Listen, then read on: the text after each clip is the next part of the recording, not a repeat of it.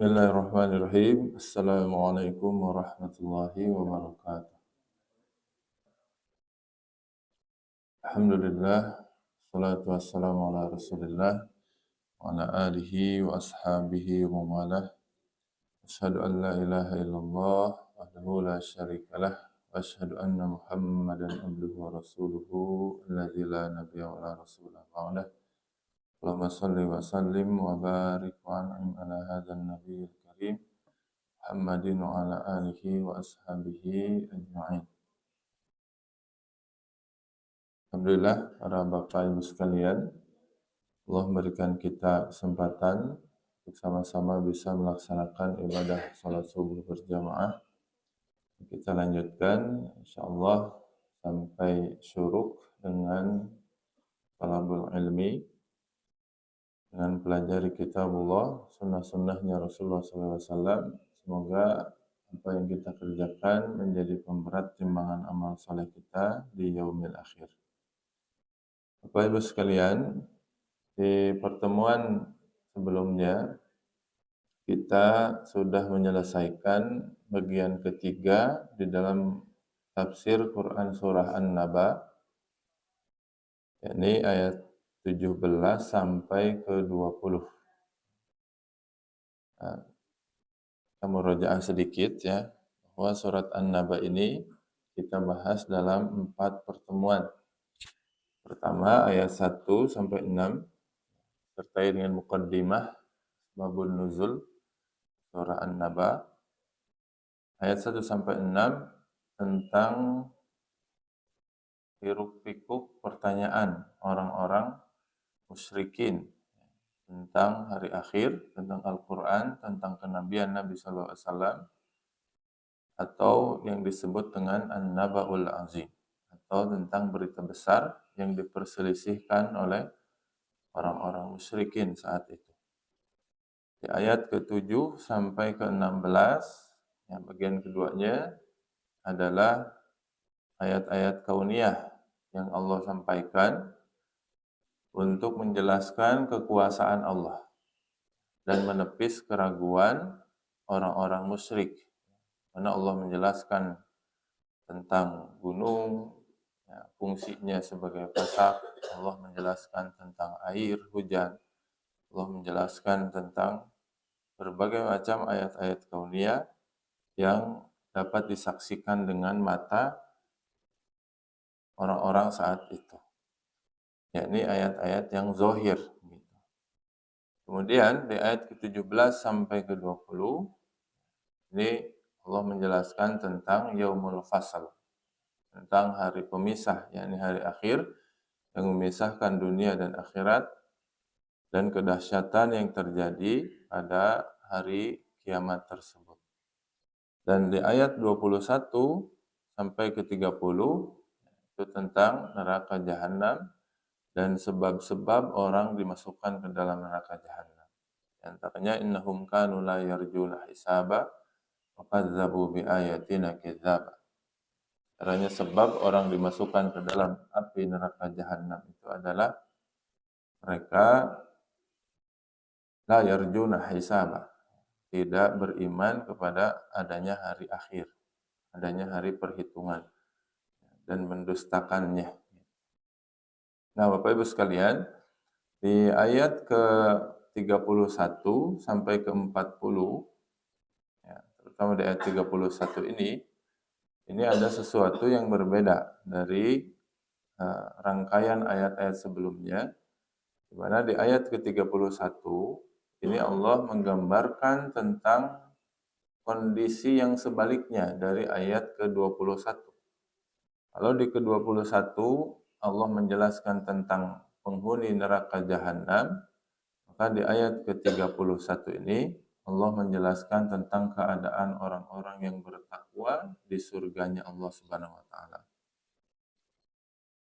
Dan juga tentang keagungan Allah, ya, tentang keagungan hari kiamat dan bagaimana di antara ya, sifat-sifat hari kiamat tersebut. Dan Allah nanti menutup dengan sebuah peringatan untuk mengambil jalan kembali kepada Allah Subhanahu wa taala. Baik, ayat ke-31 sampai ke-32 ini kita bahas per dua ayat ya. Ayat 31 yakni innalil muttaqina mafazan hadaiqa wa a'naba. Setelah ayat 21 menjelaskan tentang azab-azab, tentang hukuman-hukuman ya, bagi orang-orang yang litaghina ma'aba, ya, atau orang-orang yang melampaui batas, maka di ayat 31 ini Allah beralih kepada gambaran nikmat bagi orang-orang yang bertakwa. Ini disebut para ulama sebagai kaidah targhib wa tarhib. Kalau tarhib itu ancaman, menakut-nakuti, memperingatkan, itu tarhib. Kalau targhib itu memotivasi. Dan ini banyak ya di Al-Quran, ayat-ayat yang nuansanya itu targhib wa tarhib. Contoh misalkan, faman thaqulat mawazinuhu fahuwa fi apa ibu-ibu? Ya, fi isyatir radiyah. Wa man khaffat mawazinuhu fa nah, surat apa itu? Al-Qari'ah. Qari'ah itu artinya apa? Yang membaca bukan? Kemarin ada katanya dosen ya di Bandung bilangnya qari itu bukan kiamat tapi yang membaca. Itu mah qari atau ini mah qari' pakai ain beda ya. Kadang ada aneh juga gitu orang yang bisa bicara tafsir tapi nggak paham bahasa Arab. Bahkan kemarin saya lihat di Instagram ya, ada demo mendukung MBG Pak. Didukung MBG. Dia sampaikan ke demo. Terus dia bawa ayat lucunya, MBG ini sudah Allah perintahkan di Quran. Di Quran surat Al-Baqarah 186. Dia ngutip ayatnya, ya Yuhannasu kulu mimma fil ardi halalan thayyiba. Wahai manusia, makanlah apa yang ada di bumi yang halal dan thayyib. Itu dia katanya dalil adanya perintah MBG. Itu nyambung. Itu mah dalil supaya orang, itu asbabun nuzul ayat itu adalah sebagian orang musyrik ya mengharamkan makanan yang apa yang Allah halalkan itu. Jadi mereka ada yang tidak mau makan daging unta yang cacat gitu. Tidak mau makan daging domba yang dombanya itu misalkan melahirkan dengan kriteria tertentu gitu. Ya dianggap mitos gitu. Sehingga mereka mengharamkan daging-daging hewan tersebut. Ya, maka Allah mengatakan, ya, makanya perintahnya juga kan ya ayuhan nas, ya. Hai manusia itu secara umum. Artinya kalau Allah sudah menghalalkan jangan diharam-haramkan gitu. Bukan perintah SIMBG itu nyambung. Itu kadang ajaib ya gitu. Orang bicara seputar Quran tapi tidak nyambung. Itu bukti bahwa kurangnya ilmu gitu. Apalagi kalau ada yang membenarkan itu ya. Syukur-syukur kalau hanya mentertawakan saja ya, itu enggak nyambung. Kalau celakanya kalau ada yang percaya. Nanti bakal muncul lagi kemudian ayat-ayat kopdes nanti teh Pak. Ayat MBG ada, ayat kopdes oke, kopdasi merah putih, kopdasi desa merah putih kayak ayat deh gitu bawa ayat. Kabeh kudu make ayat gitu. Ya benar. Itu di zaman Nabi ada ya, yang bikin-bikin hadis palsu ya. Ada, supaya mendukung usaha mereka itu sudah ada dari zaman dulu. Nah sekarang malah dikutip ayat ya, luar biasa. Nah ini Bapak Ibu sekalian adalah kaidah targhib wa tarhib. Jadi kita juga kalau mendidik anak, ya itu juga ada kaidah targhib tarhib. Selain kita memotivasi, kalau anak berbuat baik, kalau anak berprestasi, rajin gitu ya. Maka ada juga kaidah untuk tarhib, mengancam kalau anak berbuat keliru, berbuat salah, ada hukuman. Dan Al-Qur'an selalu begitu. Tadi di Al-Qari'ah, barang siapa yang sakulat, yang berat timbangan amal kebaikannya. Setelahnya barang siapa yang ringan timbangan amal kebaikannya. Jadi surat An-Nazi'at juga sama demikian. Ada yang takut kepada Allah, ada yang melampaui batas. Selalu begitu kaidah Al-Quran. Targhib wa tarhib. Ya. Allah Subhanahu wa taala berfirman, "Inna lil muttaqina mafaza." Sungguhnya orang-orang yang bertakwa mendapatkan kemenangan. Ini asalnya sebetulnya dalam bahasa Nahwu itu inna mafazan lil muttaqin. Ini isim innanya dikebelakangkan, muakhir. Ya, biasanya inna mafazan lil muttaqin. Sungguhnya ada kemenangan atau sungguhnya kemenangan adalah bagi orang-orang yang bertakwa. Bisa dibaca juga inna lil muttaqina mafazan. Sungguhnya orang-orang yang bertakwa mendapatkan kemenangan. Jadi kemenangan yang Allah janjikan itu hanya bagi orang yang bertakwa. Dan bagi orang yang bertakwa hanya dijanjikan sebuah kemenangan.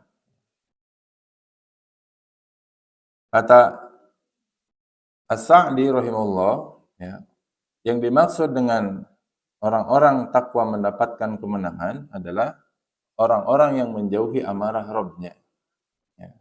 Alladzina ijtanabu sukhta rabbihim. Orang yang bertakwa itu adalah orang yang menjauhi amarah Allah dengan menjalankan ketaatan, menjauhi hal-hal yang Allah benci. Maka ia mendapatkan kemenangan dan keselamatan dari api neraka. Bagaimana Imam At-Tabari mengatakan bahwasanya mafazan yang dimaksud di sini adalah selamat dari neraka dan masuk ke dalam surga. Jadi mengandung dua hal, Pak. Ya, kemenangan itu, yakni selamat dari neraka, kemudian dapat masuk ke surga. Ini merupakan tafsir Quran bil Quran. Ya, menafsirkan ayat dengan ayat. Karena Allah Subhanahu wa taala mengatakan dalam Quran surat ketiga ayat 185. Faman zuhziha 'anil nari wa udkhilal jannah faqad faza. Barang siapa yang dijauhkan dari api neraka dan dimasukkan ke dalam surga, maka dia telah faza. Sama, telah menang, telah sukses. Jadi Bapak Ibu, ya, kesuksesan bagi orang yang bertakwa itu nanti di akhirat. Ya. Nah ini makanya kontras ya. Kalau orang kafir, orang musyrik, mereka itu la yarjuna hisaban. Mereka itu tidak mengharapkan adanya hari akhir, adanya perhitungan. Ya, kenapa mereka tidak beriman? Dan mereka juga takut kalau hari itu ada, gitu. Karena nggak ada persiapan. Gitu. Sementara orang yang bertakwa, kita yang beramal soleh, ya, itu hiburannya justru adalah adanya hari perhitungan, gitu. Ya, kan kita kadang ibadah juga ada capeknya, Bu ya. Ibu ibadah ada capeknya nggak, Bu? Ada, ya. Kita kadang tahajud itu ngelawan ngantuk, ya. Baca Quran ngelawan malas. Ngusodakoh ngelawan apa? Pengen belanja, pengen jajan, ya. Itu tuh kalau dilawan perasaan. Kadang yang jadi hiburan kita, jadi target kita itu apa? Akhirat, gitu. Baik tunduh oge da ieu mah yang akhirat. Gitu. Maka orang yang bertakwa itu yarjuna hisaban. Gitu. Mereka sangat mengharapkan adanya hari pembalasan. Makanya sok ada istilah, kan baik di dunia ieu mah sok bisa lolos. Engke di akhirat mah moal. Berarti apa? Kita itu mengharapkan adanya hari pembalasan yang seadil-adilnya nanti. Ya, dan itulah kemenangan, puncak kemenangan. Puncak kemenangan orang yang bertakwa itu bukan di dunia. Ya, di dunia itu kadang orang yang salah bisa dianggap benar. Orang yang benar dianggap salah. Tapi orang yang beriman dengan hari akhir, yakin bahwa sebaik-baiknya pembalasan itu nanti di hari akhir. Itu. Makanya orang yang bertakwa mendapatkan kemenangan. Kata Ibnu Abbas, mafaz dalam ayat ini disebut mutanazzahan, yakni tempat rekreasi, Pak. Tempat hiburan, tempat main, tempat tamasya, gitu, kata Ibnu Abbas. Artinya apa? Di surga itu sifatnya adalah senang-senang. Gitu. Kita kan kalau ke tempat rekreasi, biasanya kan udah nggak mikirin dulu pekerjaan, nggak mikirin dulu tugas-tugas. Ya. Lebar ayeuna geus ka tempat tamasya, tapi sampai ka ditu malah riweuh ku pagawean gitu. Diudag-udag, diteleponan, kudunungan kan nggak enak. Biasanya kan kita nggak mau diganggu, udah kadang HP juga dimatiin. Jadi udah we pengen senang-senang. Gitu. Nah surga itu sifatnya seperti itu, mutanazzah. Ya, mafazan itu di situ. Ya, jadi di surga nggak akan ada lagi tugas-tugas, Pak. Nggak akan ada lagi, bahkan ibadah juga nggak ada. Ibu di surga terkedah tahajud, Bu. Cukup menikmati hasil. Terkedah sholat duha, terkedah pengajian. Ya. Apalagi sedekah, sedekah ke mana di surga. Ibadahnya ahli surga itu hanya tasbih, tahmid, zikir. Ya. Ya, zikir saja. Surga disebut mutanazzah. Udah tinggal menikmati, tinggal rekreasi aja. Ada yang tanya, Ustaz, emang di surga teh selama-lamanya? Iya, selama-lamanya. Khalidina fiha abadan. Atuh tekesal cenah aya nu yang kitu Bu ibu-ibu. Emang tekesal cenah eueuh tungtungna? Bu, cinta di dunia mah loba masalah ibu teh betah. Kamu di surga mah tinggal senang-senang, kejeng kesal segala. Moal kesal Bu di surga mah. Ya. Hiburan juga nggak ada habis-habisnya. Ini mikiran kesal segala. Nah, fauz ya, bagaimana para ulama mengatakan adalah berhasil meraih kebaikan, kemudian diselamatkan dari keburukan. Kalau kita meraih kebaikan tapi tidak selamat dari keburukan, itu bukan kemenangan. Kemenangan itu syaratnya dua. Ada keburukan kita hindari, ada kebaikan kita dapatkan, itu baru namanya menang. Kegembiraan yang sempurna. Nah, Imam Al-Qurtubi justru menambahkan di dalam bahasa klasik bahasa Arab, ya, bahwasanya mafaz itu disebut juga al-fallat, ya, satu tanah kering yang luas. Ya. Jadi luar biasa ya, kenapa mafazan yang asal katanya adalah tanah tandus yang luas, yang nggak ada air, justru dibahasakan sebagai sebuah kemenangan bagi orang yang bertakwa. Dihubungkan dengan makna ini, ya maka ada makna kiasan, yakni kehidupan orang yang bertakwa itu hakikatnya seperti orang yang melalui tanah kering yang tandus, yang di dalamnya banyak ujian. Gitu.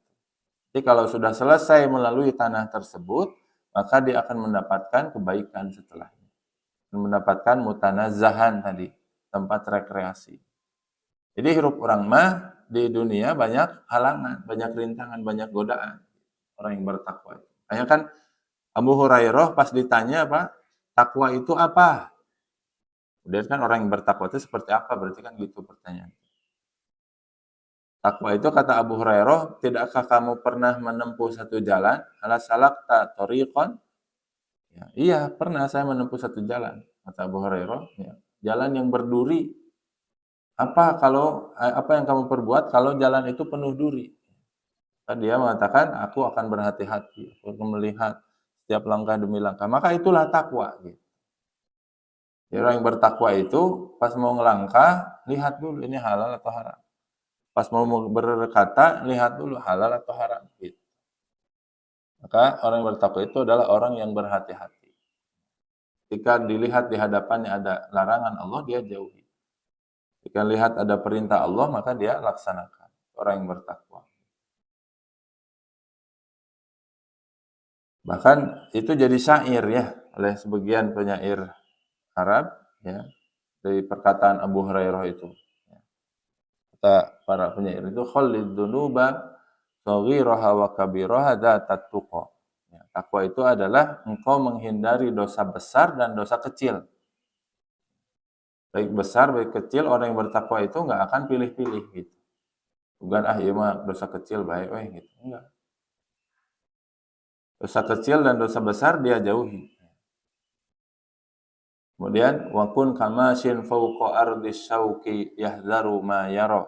Jadilah kita seperti orang yang berjalan di atas jalan yang penuh duri, pasti dia berhati-hati. Selalu melihat apa yang mau dia langkahi gitu. Kemudian la tahqiranna saghiratan innal jibala minal hasa. Janganlah engkau meremehkan satu dosa kecil, sungguhnya gunung itu terdiri dari kerikil-kerikil yang kecil. Ya, makanya kan dosa kecil itu bisa jadi besar Bu, kalau dikerjakan terus-menerus. La saghaira ma'al istimrar istilahnya. Tidak ada dosa kecil kalau dikerjakan terus-terusan gitu. Sebagian juga la kaba'ira ma'al istighfar. Tidak ada dosa besar kalau disertai dengan istighfar gitu. Bukan sengaja bikin dosa beristighfar. Jadi kalau sudah bikin dosa, kalau kita bertobat beristighfar, itu bisa Allah ampunkan gitu, dosanya. Maka orang yang bertakwa itu tidak menganggap remeh dosa. Bukan nggak pernah bikin dosa, Bu. Ya, tapi nggak pernah menganggap enteng dosa yang dia kerjakan. Ya. Kalau orang fasik, dia melihat dosa di hadapannya itu seperti lalat. Ya. Meskipun dosa besar kayak lalat aja, dihusin langsung, ya udah. Dianggap nggak ada itu dosanya gitu. Tapi kalau orang yang bertakwa, lihat dosa kecil saja yang dia lakukan, kayak dia duduk di bawah gunung dan takut gunung itu menimpa dirinya. Jadi kan istilahnya sama-sama bikin dosa, cuman persepsinya itu yang berbeda. Jadi bukan lantas kita ingin jadi takwa kemudian pasti lepas dari dosa, bukan. Orang yang bertakwa itu adalah orang yang takut akan dosanya. Nah, kata Allah, hadaiqa a'naba. Di dalam surga itu yang menjadi tempat kemenangan orang yang bertakwa adalah ada kebun-kebun dan juga buah anggur. Hadaik jamak dari hadiqah. Hadiqah itu kebun yang dikelilingi oleh pagar. Bustan, fiha anwa'us syajar, kata para ulama itu. Kebun yang dalamnya banyak pepohonan, banyak buah-buahan, itu syajar. Ya. Dan biasanya hadaik itu tidak terlalu luas. Ini ada batasannya gitu. Kalau jannat, kebun-kebun yang di ayat sebelumnya itu bisa luas. Artinya apa? Nikmat di surga itu indah, kemudian ada privasi gitu. Ya, karena ada batasannya gitu. Bisa orang sembarangan masuk ke tanah yang dipersiapkan untuk orang lain gitu. Kemudian bahkan wa'anaban, ya, ada juga buah anggur, ya. Kenapa buah anggur disebutkan? Ya. Karena buah anggur itu Bapak Ibu sudah ada 600 tahun atau ribuan tahun sebelum ada Islam. Jadi salah satu buah yang tertua di dunia, buah anggur itu. Ya. Dan saat itu buah itu menjadi buah yang istimewa. Jadi tongki apa ya, amun ngabayangkeun nikmat surga ulah biasa tuh anggur mah. Ulah gitu. Ya, Al-Qur'an kan bicara pada orang Arab konteksnya mukhatabnya saat itu. Ya. Di benak orang Arab saat itu anggur itu makanan yang mewah. Apalagi dengar sungai, Pak. Sungai mengalir-ngalir, di mana orang Arab ningali sungai gitu. Jarang gitu. Hanya di bibitan aja dengan sungai, dengan kebun. Bapak daripada sungai mah bosan, saya mah lebih senang lihat gurun pasir, Pak Ustaz. Gurun pasir nggak biasa di Arab. Justru hakikatnya di surga itu adalah fiha ma tastahil anfus. Ya, semua macam hal yang dikehendaki oleh jiwa manusia akan ada, akan dipersiapkan. Walaupun di dunia itu sulit gitu. Orang Arab saat itu yang sulit itu apa ya? Buah anggur. Yang sulit itu ada sungai-sungai, ada mata air, itu susah didapatkan gitu. Maka itulah yang Allah gambarkan sebagai gambaran nikmat surga yang di dunia mah mustahil bagi kalian, susah bagi kalian gitu.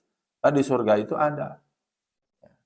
Saya membayangkan kalau ayat Quran itu turunnya di kita, mukhatabnya, Ya, mungkin yang digambarkan itu bukan sungai karena udah biasa gitu sungai itu. Ya, tapi gambaran sesuatu yang tidak ada di negeri kita gitu. Misalkan apa? Di surga itu nggak ada koruptor, kan itu susah apa ya? Di orang maya gitu. Intinya di surga itu adalah nikmat yang di dunia sulit, tapi di surga itu serba mudah. Gitu. Di dunia tidak ada, maka di surga itu ada. Dan itu sesuai dengan kehendak manusia. Apapun yang dikehendaki manusia ada. Az-Zamakhsyari dalam tafsirnya Al-Kasyaf menyebutkan ya bahwa hadaik itu adalah kebun yang berbatas. Artinya aman, ya, terjaga privasinya gitu. Ya, jadi setelah nikmat tempat barulah kemudian disebutkan nikmat isi di dalam tempat tersebut. Ya. Jadi harus ada tempat dulu, yaitu hadaik itu, ada kebun-kebun, ada taman-taman. Kemudian baru ada anggur-anggur. Dan perlu diketahui ya, nikmat surga kalau disebutkan satu hal yang sama dengan nikmat dunia itu cuma sama namanya saja. Nah, jadi ulang ngebayangkan anggurnya juga urang, Pak, jika anggur di geria beda, Pak. Ya. Oh, anggur mah tuh kan biasa. Di geria ge loba nu kudu ka surga. Beda, itu cuma sama namanya aja. Ya. Kalau di surga ada buah delima, itu cuma sama namanya aja. Ada sungai, ada susu, ada arak, itu cuma sama namanya saja. Kenapa harus sama namanya? Supaya kita ada gambaran gitu. Walaupun ya tidak akan pernah tergambar. Di ayat ke-33, 34 masih tentang kenikmatan nikmat di surga. Ya. Setelah kenikmatan tempat, kebun, atau apa papan ya tentang tempat. Kemudian pangan, kemudian anggur ya. Maka Allah menjelaskan nikmat berikutnya adalah nikmat jamuan. Ini secara bertingkat ya Allah jelaskan. Tempat tinggal, kemudian pangan, makanan, kemudian jamuan berupa pendamping, yakni kesenangan syahwat. Wa kawa'iba atroba. Di surga nanti ada pasangan-pasangan yang sebaya usianya. Kawaib itu jamak dari kaib atau kaibah. Ya. Al-Qurtubi mengatakan ya bahwa digambarkan dengan bahasa yang lazim dipahami oleh budaya Arab saat itu. Ini kawaib. Ya. Kawaib itu Bapak Ibu ya adalah gadis-gadis ya, gadis-gadis yang fisiknya tumbuh sempurna. Disebutkan oleh As-Sa'di antara 16-an usianya itu ke atas. Tapi tidak lebih dari 30. Kalau laki-laki 33. Jadi di surga nenek-nenek nggak ada ibu ya. Usia perempuan itu 16 sampai jam belasan lah gitu. Disebutnya kaibah. Ya. Mohon maaf, ada yang mengatakan kaibah itu adalah perempuan-perempuan yang montok gitu. Ya, itu disebutkan dalam banyak tafsir ya. Jadi fisiknya itu sesuai dengan yang diinginkan laki-laki gitu. Ya. Kan laki-laki biasanya sukanya yang tidak terlalu kurus ya. Tapi juga tidak terlalu besar gitu. Ya. Dan itu memang kenikmatan syahwat gitu. Begitulah Al-Qur'an menggambarkan. Dan tentunya tidak disebutkan montoknya tapi kaibah itu. Ya. Dengan bahasa yang lembut gitu, dengan bahasa yang halus, tidak jorok gitu.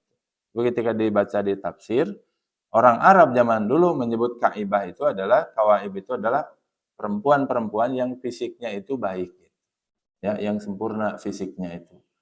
Ya. Kenapa harus ada nikmat kaib ini disebutkan? Karena zaman dulu ya kebanyakan mukhatab yang ketika Al-Qur'an diturunkan itu adalah laki-laki. Makanya Bapak Ibu kalau lihat di Quran itu banyak disebutkan nikmat apa bidadari. Tapi jarang disebutkan nikmat kalau kita bidadara sebenarnya nggak ada ya terminologi itu gitu. Ya, tapi apakah bagi perempuan tidak ada nikmat? Tentunya ada. Ya. Karena sifat di surga pada intinya keumumannya adalah segala macam nikmat yang diinginkan oleh seseorang ya pasti dipenuhi. Gitu. Bahkan baru hanya sekedar keinginan saja sudah dikasih. Nah biasanya laki-laki kan nggak jauh. Ya, pengennya ya makan, tempat tinggal, dan syahwat gitu. Nah, itulah yang dicari, maka itulah yang digambarkan sebagai bagian dari nikmat surga. Tentunya bukan satu-satunya. Masih banyak nikmat yang lain. Ya. Kan nikmat yang paling agung itu kan nikmat memandang Allah, nikmat bertemu Allah. Bagi perempuan juga sama, meskipun tidak digambarkan secara langsung, tapi kan ada ayat misalkan wildanum mukhalladun. Ya. Ada pelayan para lelaki yang mukhalladun, ya, yang muda dan kekal. Gitu. Jadi mongolotan ya di surga itu. Ibu-ibu pas ke surga moal kedah nganggo skincare ya. Anti aging moal Bu. Ya, dan udah kepake anti aging juga moal kolot-kolot di surga. Ya. Muda terus nggak akan pernah tua. Ya. Sehat terus nggak akan pernah sakit. Hidup terus nggak akan pernah mati. Nikmat terus nggak akan pernah berkurang nikmatnya itu. Itu kawa'iba atroba. Ya. Itu perempuan-perempuan yang sebaya. Al-Alusi mengatakan ya, bahwasanya laki-laki di surga itu berusia 33 tahun. Sementara perempuan 16 tahun. Tentunya ini pendapat ya. Saya tidak tahu dalil yang spesifik. Tapi di dalam tafsir Al-Alusi mengatakan seperti itu. Mungkin ada riwayatnya. Ya, pada intinya ini adalah usia yang matang. Ya, usia yang cukup. Ya, dan kenapa atroba? Ya, kenapa wanita-wanita di surga itu sebaya? Ini untuk meminimalisir konflik atau untuk mengadakan keharmonisan sosial. Karena biasanya beda usia itu nggak nyambung biasanya. Kalau beda usia kejauhan, biasanya beda topiknya, beda sifatnya. Jadi kalau sebaya itu biasanya ya lebih kondusif gitu. Nah, ini secara psikologis ya menjadikan adanya keharmonisan di dalam surga. Kemudian waka sang dihako, ya. Surga itu ada minuman kas, ya. Kas itu sebetulnya gelas, Pak, ya. Jadi bukan minuman tapi adanya gelas. Tapi kalau orang Arab bilang gelas, kas itu maksudnya adalah gelas yang penuh dengan isi minuman. Ya, dihak, apalagi dihak, ya. Dihak itu adalah gelas-gelas yang tersusun, ya. Atau gelas-gelas yang mutatabi'ah. Ketika ada satu gelas, maka diikuti dengan gelas yang lain. Artinya, minuman di surga tidak akan pernah habis. Ya. Penuh terus-menerus, tidak pernah kosong. Ketika kosong, ya dituangkan kembali. Ketika kosong, kemudian diisi kembali. Ya. Ini menggambarkan berbeda jauh dengan nikmat di dunia. Isin-isin kalau di surga mah badai nambih, Pak. Beda yang di dunia, ya. Dunia mah kan kalau di rumah ya bisa nambah. Tapi kalau makannya di restoran, nambah mikir heula ke kudu mayar. Saya kemarin di pesantren suka bikin ini, bikin nasi kebuli, Pak. Ya, nasi kebuli ya biasa aja lah, namanya juga masakan pesantren ya. Tapi selalu kita bilang ini lebih enak daripada di restoran. Kenapa? Dia bisa nambah itu enaknya gitu. Di restoran mah saya enak-enak lagi, naik nambah mikir-mikir. Naik nambah enak, nambahnya pas bayarnya nggak enak. Jadi kalau di surga itu kita bisa nambah sepuasnya, nggak akan pernah berhenti nikmatnya. Ya. Dan apa isinya ini tidak disebutkan. Ya. Gelas ini kan disebutkan gelasnya. Isinya kalau tidak disebutkan, ada yang mengatakan ini umum, apapun minuman yang kehendaki itu ada. Ini disebut ada yang mengatakan ini isinya khamr. Bagaimana? Ayat yang lain yang mengatakan khamrul ladzatul lisyaribin. Ada khamr yang lezat yang tidak memabukkan. Ya, dengan ditafsir dengan ayat yang lain. Intinya di surga itu ada makanan, ada minuman yang dikehendaki oleh setiap penghuninya. Nah, Bapak-Ibu sekalian, nikmat surga pada intinya sebagaimana Allah mengatakan dalam hadis qudsi. Ya, qala Allah Ta'ala, Nabi mengatakan Allah Subhanahu wa taala berfirman, "A'dadtu li ibadiyas sholihin." Aku menyiapkan untuk hamba-hambaku yang soleh. Apa yang Allah siapkan di surga itu? Mala ainun ra'at. Sesuatu yang tidak pernah dilihat oleh mata. Wala udunun sami'at. Yang tidak pernah didengar oleh hidung. Tidak pernah didengar oleh kuping, ya, oleh telinga manusia. Wala khatara ala qalbi bashar. Dan tidak pernah terlintas dalam benak manusia manapun. Bagaimana Allah mengatakan, "Fala ta'lamu nafsum ma ukhfiya lahum min qurrati a'yun jazaa'an bima kanu ya'malun." Tidak ada satu jiwa pun yang mengetahui apa yang Allah sembunyikan berupa nikmat di surga itu nanti. Dan itu adalah balasan bagi mereka karena mereka sudah beramal baik ketika di dunia. Ini hadis ini unik, Pak, ya. Nah, kata Allah tadi di surga itu nikmatnya apa? Satu, mala ainun ra'at, tidak pernah dilihat oleh manusia. Tidak pernah terlihat. Ini sudah mafhum karena ya mustahil kalau ngelihat, kan kita di dunia ya. Dan surga itu ya belum pernah ada yang melihat karena belum dimasukin surga itu. Jadi ini aman gitu. Tapi yang kedua, wala udhunun sami'at. Tidak pernah terdengar nikmatnya. Oh, ini kan agak aneh. Karena kan di Quran Allah jelaskan, Pak. Kemudian para mufasir juga menjelaskan nikmat surga. Tapi kata Allah tidak pernah terdengar. Artinya apa? Tidak pernah bisa dijelaskan segamblang itu. Meskipun sudah Allah jelaskan di Quran. Meskipun para mufasir sudah menjelaskan nikmat surga itu. Meskipun ku ustad ditafsirkan itu nikmat surga. Tapi kata Allah, wala udhunun sami'at. Tidak pernah terdengar. Artinya tidak pernah ada penjelasan yang cukup untuk menggambarkan nikmat surga. Tetekar kebak orang ngebahas nikmat surga itu, oke, angger, moal bisa ngejelaskan dengan utuh gitu. Kayak ibu kalau makan di restoran, saking enaknya terus bilang apa? Kumaha bu eta rasana? Ibu teh kumaha? Tidak bisa dijelaskan dengan kata-kata. Kudu dicoba. Nah, udah sebilang pakai kata-kata seenak apapun, dah asa kurang nih gitu penjelasan. Nah, nikmat surga itu kayak gitu. Ya, tentunya beda dengan di restoran. Ya. Tapi gambarannya kan seperti itu. Apalagi ini tidak pernah terlintas dalam benak manusia. Udah dijelaskan, udah didengar, udah dibayangkan kan pasti.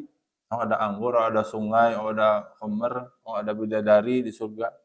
Kan bidadarinya itu, ya, itu luar biasa kan gambaran di dalam hadis itu. Selendangnya seperti apa, betisnya seperti apa, putihnya seperti apa. Tapi kan pasti kita membayangkan, tapi kata Allah justru tidak pernah terlintas. Artinya segala macam bayangan kita tentang surga setelah kita membaca penjelasannya itu tidak benar. Artinya surga itu lebih dari apa yang kita bayangkan. Jadi sangat sempurna nikmatnya. Dan kita mah bayangan kita mah kan terbatas, Pak. Kita hanya bisa membayangkan apa yang pernah kita lihat. Coba bayangkan Pak, di langit ada tangga, pasti, oh iya pernah nonton film, ayah eta pasti aja kebayangkan. Coba bayangkan Pak ini, oh pernah lihat ke sini, mungkin juga tempat ieu tah nu alus. Pasti. Karena bayangan kita itu terbatas, daya hayal kita manusia itu terbatas. Kayak nikmat surga gak pernah terbayangkan. Dan nikmat surga Bapak Ibu sekalian, selain ada kebun, ada tempat, ada syahwat, ada pendamping, ada minuman, ya, kemudian ada nikmat yang lebih tinggi, yakni la yasmauna fiha lagwan wala kidzaban. Di surga itu tidak akan pernah terdengarkan ucapan yang keliru, ucapan yang lago. Lago itu ucapan yang dosa, mengandung dosa maupun dusta. Bapak Ibu pernah nggak kita lagi makan enak-enak, Bapak misalkan Pak, Bapak lagi makan enak-enak, tiba-tiba istri nyeletuk, penyerehateun, pernah nggak? Itu makanan masih enak nggak, Pak? Jadi tak enak. Kerengenah-ngenah dahar, keheula tuh ngebahas itu mas. Tadi nangenah dahar tuh, jadi tak enak. Nah di surga itu nggak akan gitu. Lagi nikmat makan, sopnya nikmat makan. Mau aya perkataan yang menyakiti, nggak ada. Lagu itu kan perkataan, misalkan hinaan, cacian, itu lagu. Apalagi kidzaban, dusta. Ini dusta baik sesama penghuni surga, nggak akan pernah berdusta. Ataupun dusta dari Allah untuk penghuni surga. Tidak ada. Segala macam yang dijanjikan itu akan Allah penuhi, akan Allah tepati. Tidak ada dusta sama sekali di dalam surga itu. Kenapa? Karena perkataan itu bisa mengurangi nikmat yang ada di dalamnya. Ya, kita ketipu orang, kita dibohongin orang, itu nikmat makanan itu jadi hilang gitu. Nikmat tempat itu jadi hilang, seenak-enak apapun itu. Kata Ibnu Katsir, ya, majelis surga itu bersih dari dua penyakit lisan terbesar manusia. Ya, yaitu dusta ya, bohong, ya, dan juga lago, perkataan yang menyakiti, ya, seperti hinaan, cacian, gitu, gibah, ya. Jadi moal aya ibu-ibu penghuni surga ngagibah moal aya.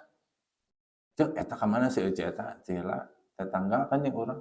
Eueuh jigana ka neraka. Da keur di dieu ngagibah wae eta mah. Gimana eta ibu ngagibahkeun moal aya Bu, ya. Urang bakal sibuk nikmati fasilitas di surga, moal sempat ngagibahkeun ahli neraka. Ya, jadi nggak ada lago itu perkataan di surga. Nggak ada bisa mengurangi kenikmatan gitu. Biasanya kan perkataan itu menggambarkan isi hati. Ya. Ketika yang keluar itu buruk, maka hatinya buruk, ada dengki, ada suudzon. Ya. Dan itu bisa mengurangi kenikmatan yang ada dalam surga. Nah, kalimat la yasma'un, ya, ini semua penghuni surga tidak akan pernah mendengar. Ya. Artinya apa? Tidak ada kalimat itu. Gitu. Bukan berarti harewosan. Artinya tidak ada kalimat dusta, tidak ada kalimat yang menyakiti, tidak ada ucapan kotor yang menyesatkan. Ya. Karena bisa merusak interaksi para penghuni surga itu. Ya.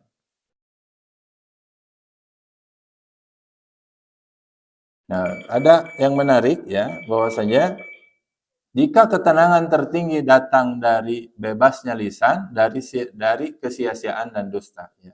Jadi kenikmatan itu ada ketika seseorang itu dapat menjaga lisannya.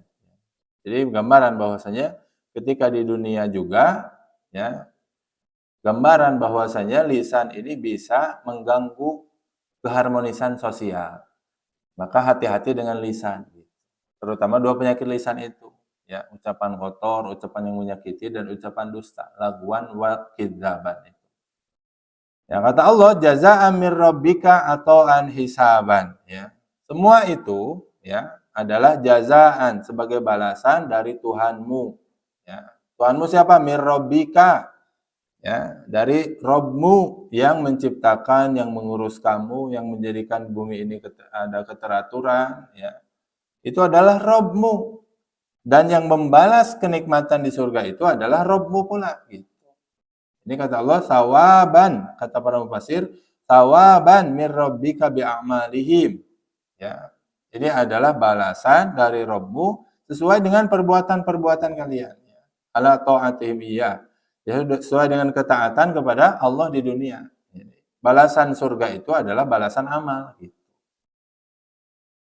Min ilah, Allah tidak mengatakan min ilahika, tidak mengatakan min Allah, tapi min rabbika. Ya, jadi yang membalas amal kalian di dalam surga itu adalah Rob yang menciptakan kalian, yang mengurus kalian, yang menghidupkan kalian ketika di dunia, yang maha mampu juga membalas amal-amal kalian itu di surga. Ya, untuk apa kita beramal di dunia? Untuk siapa? Maka untuk Allah. Dan Allah pula yang akan membalas segala amal kita nanti di surganya.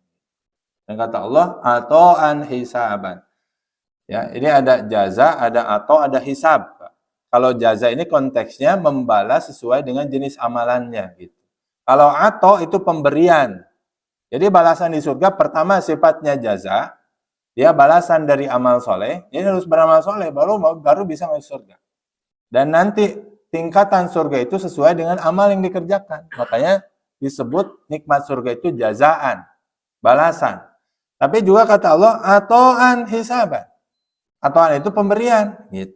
Kenapa? Kata para ulama fasir, ato'an itu adalah tafaddulan minallahi alaihim bidzalikal jaza. Balasan itu adalah pemberian sekaligus. Kenapa? Karena Allah membalas lebih daripada amalnya. Amal 1 dibalas 7, dibalas 10, sampai 700 kali lipat. Fahadihi ziyadah ingkanat jaza fa'ata'un minallah. Maka balasan ini meskipun berupa balasan amal, tapi hakikatnya itu adalah karunia yang lebih dari Allah Subhanahu wa taala. Ya.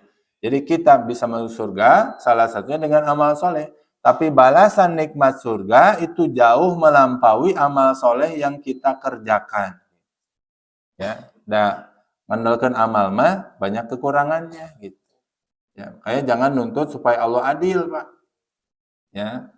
Ya Allah, kenapa engkau tidak adil? Mun Allah adil mah. Ya, seucap seetik orang diazab langsung gitu. Ya. Mun Allah adil mengandalkan amal soleh gitu ya. Ya, nggak akan bisa amal soleh kita itu untuk ditukar dengan nikmat surga. Dengan nikmat dunia pun akan sulit. Gitu.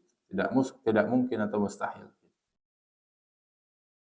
Nah, selanjutnya Allah mengatakan Rabbis samawati wal ardi wa ma bainahumar rahman la yamlikuna minhu khitaban. Yang membalas ya nikmat surga itu adalah Rabbis samawati wal ard, adalah Rob yang menguasai bumi dan langit, yang menguasai 7 langit, wa ma bainahuma, dan segala macam apa yang ada di antara keduanya.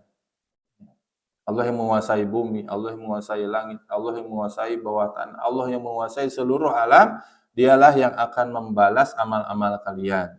Dan dia adalah Ar-Rahman, ya. Ya Allah yang Maha Pengasih gitu. Kemudian la yamlikuna minhu khitaban.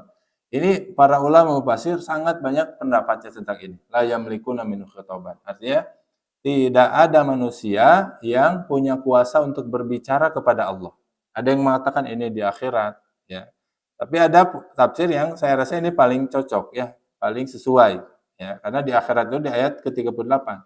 Tapi di dunia ini ayat 37 ini la yamlikuna minhu khitaban, artinya tidak ada satupun makhluk, ya, yang berkuasa, yang diberi hak oleh Allah untuk berbicara kepada Allah, untuk mempertanyakan kebijaksanaan yang Allah tetapkan. Ya, karena apa? Karena Allah itu Rabbus samawati wal ard. Allah itu pemilik, Allah itu pencipta langit dan bumi, Allah itu penguasa keduanya, Allah penguasa segala makhluk. Ketika Allah menetapkan takdir, ketika Allah menetapkan ciptaannya, ketika Allah menetapkan balasan, ketika Allah menetapkan hukuman, ya, menetapkan musibah, menetapkan nikmat, maka la yamlikuna minhu khitaban. Tidak ada satupun makhluk yang berhak untuk mempertanyakan apa yang Allah tetapkan tersebut, ya. Sebagaimana Allah mengatakan la yus'alu amma yaf'alu wa hum yus'alun. Surat Al-Anbiya, ya. Allah tidak ditanya apa yang Allah kerjakan, justru manusia seluruhnya akan ditanya oleh Allah Subhanahu wa taala. La yamlikuna minhu khitaban. Kita tidak berhak untuk mempertanyakan kekuasaan Allah, ya, karena Allah penguasa, karena Allah Ar-Rahman, Allah itu sudah maha baik. Ya, ketika Allah menghadirkan neraka, itu Allah juga bersifat Ar-Rahman. Kan berarti Allah membenci, ya. Allah bersifat Ar-Rahman, berarti manusianya yang salah gitu. Kalau Allah sudah Ar-Rahman tapi masih masuk neraka, ya berarti manusianya yang keterlaluan. La yamlikuna minhu khitaban. Ya, la yamlikun mencakup seluruh makhluk tanpa terkecuali, ya. Ini menekankan bahwa, ya, ada hierarki kekuasaan yang jauh antara makhluk dengan Allah Subhanahu wa taala, ya. Ada juga yang mengatakan ini konteks ayatnya bahwasanya ketika orang kafir, orang musyrik, ya, di Mekah saat itu mereka berkeyakinan bahwa nanti ketika di akhirat, ya, berhala-berhala mereka akan berbicara, kemudian membela mereka, ya. Allah membantah la yamlikuna minhu khitaban. Tidak ada yang bisa berbicara kepada Allah, mengatur Allah, apalagi cuman berhala-berhalanya orang Mekah saat itu. Yauma yaqumur ruhu wal malaikatu saffan la yatakallamuna illa man adzina lahur rahmanu wa qala shawaban. Ini tentang kekuasaan Allah di akhirat nanti, ya, di hari kiamat berdirilah semua malaikat dan ruh, yakni malaikat Jibril alaihissalam, ya, semuanya berdiri menghadap Allah, kemudian la yatakallamun, mereka tidak ada yang mampu untuk berbicara. Saking takutnya kepada Allah, saking takutnya terhadap hisab, maka malaikat pun tidak mampu untuk bicara. Kita kalau berada di orang, di hadapan makhluk yang kita takuti, yang kita segani, maka mau bicara pun asa-asa. Ya, apalagi di akhirat nanti, ya, kita akan merasa kecil dengan amal soleh yang kita kerjakan. Kita akan merasa takut dengan dosa yang pernah kita lakukan. Maka la yatakallamun. Tidak ada yang mampu untuk berbicara kecuali apa yang Allah izinkan ketika ditanya. Dan yang terakhir, ya, ini tentang ancaman dari Allah, ya. Dzalikal yaumul haq, itulah hari yang hak, hari yang pasti kata Allah. Ya. Dan ini menegaskan bahwa hari kiamat itu bukan dusta, hari kiamat itu bukan dongeng. Hari kiamat itu suatu yang hak, yang pasti ada, pasti terjadi. Ya. Yaumul fasal, hari pemisah, ahqaban, yang begitu lamanya, begitu abadinya. Ada neraka jahanam, ada nikmat surga. Itu adalah yaumul haq. Ya, hari yang pasti terjadi. Faman syaa'a takhadha ila rabbih ma'aba. Ya. Sini Allah masih memberikan kesempatan, Pak. Ya, barang siapa yang menghendaki, maka hendaklah dia menempuh jalan kembali kepada Tuhannya. Siapa orang-orang musyrik tadi yang meragukan? Ya, dia yang ragu terhadap Al-Quran, dia yang ragu terhadap hari akhir. Masih Allah beri kesempatan selama masih hidup, pintu tobatnya masih terbuka. Silakan tempuh jalan kembali kepada Allah. Ya. Dan di sini ma'aban itu ada dua tadi, Pak. Lihat dua itu neraka jahanam. Di ayat ini, ayat 39 adalah Allah Subhanahu wa taala. Jadi Allah suruh kita memilih. Ma'aban kita itu mau inna jahannama, mau ke neraka jahanam atau kepada Rabbihi, kepada Rabbnya, kepada Allah Subhanahu wa taala. Allah masih beri kesempatan, ya. Menunjukkan keadilan Allah Subhanahu wa taala, memberikan kehendak kepada manusia untuk menempuh jalan yang Dia kehendaki. Yang terakhir, inna anzarnakum azaban qariban. Kami, kata Allah, sungguhnya hanya memperingatkan kalian terhadap azab yang dekat.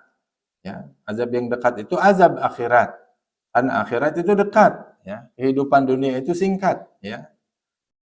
Selama apapun kehidupan dunia itu sangat dekat dibandingkan dengan kehidupan di akhirat. Dan nanti di akhirat, ya, wa yaqulul kafiru ya laitani kuntu turaba. Yauma yanzurul mar'u ma qaddamat yadah, ya. Azab nanti di akhirat adalah ketika manusia seluruhnya melihat apa yang dikerjakan oleh kedua tangannya. Ya, segala macam perbuatan dibalas di hari tersebut sampai orang kafir mengatakan ya laitani kuntu turaba. Aduhai kalau dulu saya menjadi seonggok tanah saja. Saking menyesalnya dengan amal-amal yang mereka perbuat, ya, sampai mereka mengatakan saya di dunia nggak dapat nikmat sama sekali, nggak apa-apa. Menjadi tanah itu kan nggak ada nikmatnya. Tapi lebih baik daripada ternyata menyaksikan hisab yang begitu berat. Ya. Karena nanti di akhirat hewan pun dihisab. Ya. Ada hewan yang tidak bertanduk, hewan yang bertanduk itu dihisab. Kenapa menanduk hewan yang tidak bertanduk? Itu ada hisabnya. Ya, kalau orang kafir itu berhayal, mending saya jadi tanah saja yang nggak ada hisabnya. Jangankan manusia, hewan juga ternyata ada hisabnya. Ya, dengan konsekuensi tidak mendapat nikmat ketika di dunia tidak apa-apa. Yang penting tidak dihisab dengan hisab yang berat seperti ini. Menggambarkan kepenyesalan yang luar biasa, ya, ketika di akhirat nanti bagi orang-orang kafir yang mendustakan hari akhir. Bapak-Ibu sekalian, itulah tafsir daripada surat An-Naba, ya. Panjang lebar ini juga saya merasa bahwa tidak bisa segamblang mungkin, ya, menggambarkan tafsir surat An-Naba ini, karena di dalam pembahasan tafsir ini jauh lebih dalam, ya. Sebenarnya sangat terbatas saya bisa menjelaskan surat An-Naba ini. Pada intinya surat An-Naba ini menggambarkan tentang berita besar, ya, perkara akhirat, dan itu harusnya menjadi hal yang selalu kita perhatikan, selalu kita utamakan, ya, tentang hari akhir itu. Kemudian kita belajar bahwa sains dan iman ini tidak bertentangan, ya. Ada ayat-ayat kauniyah yang ternyata semakin menjelaskan tentang ijazul Quran, tentang mukjizat Al-Quran yang selaras dengan sains. Ya, kita sudah pelajari tentang gunung, tentang air, tentang awan, tentang tumbuh-tumbuhan, tentang hutan bahkan. Kemudian adanya keadilan itu pasti, ya, keadilan ilahi tentang jazaan, ya, jaza'u wifaqo, jaza'an mir rabbika, ya, bahwa segala macam amal perbuatan itu akan dibalas di akhirat. Ini menjadi janji yang kita tunggu-tunggu dari Allah Subhanahu wa taala, ya. Bagi orang yang berjuang untuk beramal soleh, maka kita menunggu adanya kepastian pembalasan justru di akhirat nanti. Ya, kemudian jangan sampai kita menyesal dengan penyesalan yang digambarkan oleh Allah yang ada pada orang-orang kafir di akhirat nanti. Wallahu a'lam bishawab, Bapak Ibu sekalian, itu yang bisa kita bahas di pertemuan ini. Insyaallah mudah-mudahan kita dipertemukan di pertemuan yang lain dalam keadaan sehat walafiat. Kita mudah-mudahan bisa mengambil faidah, dan pada hakikatnya kita belajar Quran, belajar tafsir supaya bisa menambah rasa takut, menambah keimanan, dan bisa menjadi pemecut untuk kita beramal soleh. Ya, wallahu a'lam bishawab. Qulu qouli hadza wa astaghfirullah li wa lakum wa lisa'ilil muslimin. Alhamdulillahirabbil alamin. Wassalamualaikum warahmatullahi wabarakatuh.